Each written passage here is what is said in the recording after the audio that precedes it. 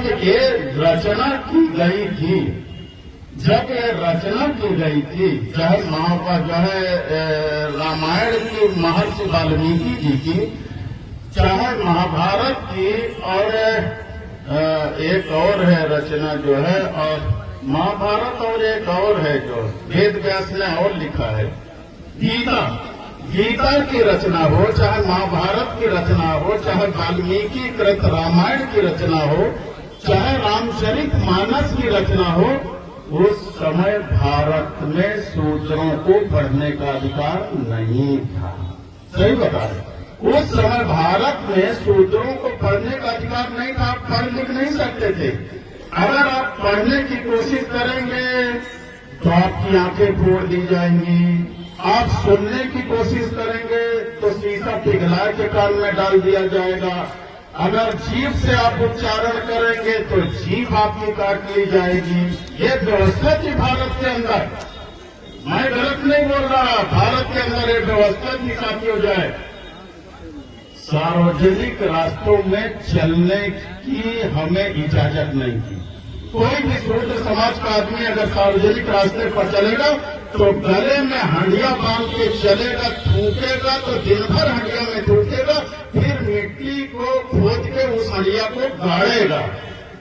नहीं किसी समण का पैर पर जाएगा तो अपवित्र हो जाएगा। अब तुम्हें किस्सा कहानी लग रही होगी जो है, अब किस्सा कहानी लग रही हो तो अभी एक पिक्चर जारी हुई है महात्मा ज्योतिबा राव फूले, उसे देख लेना। महात्मा ज्योतिबा राव फूले पिक्चर जारी हुई है, उसे देख लेना अगर मैं गलत कहता हूं। यही सारी व्यवस्थाओं के विषय में उसे दिखाया गया है जो भारतीय जनता पार्टी के लोगों को बुरा लग रहा है। इस देश के अंदर कमर में झाड़ू बांध के चलना पड़ता था कि जहां तुम बैठो बाद में उठो तो निशान मिटाए दो। पैर में चीथड़े पुराने कपड़े बांध के चलना पड़ता था जिससे तुम्हारे पैर के निशान मिटते चले जाएं, दूसरे का पैर ना पड़े।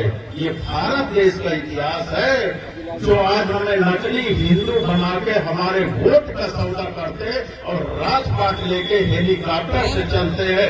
अगर भारत के मंदिरों में ताकत होती तो मोहम्मद बिन कासिम आया होता।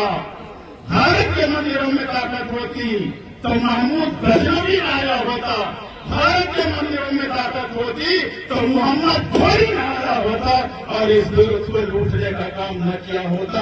इसका मतलब मंदिरों में ताकत नहीं थी। अगर ताकत है तो सत्ता के मंदिर में ताकत है कि बाबा अपना मंदिर छोड़ करके आज सत्ता के मंदिर पर विराजमान है, हेलीकॉप्टर पर चलने का काम करते हैं।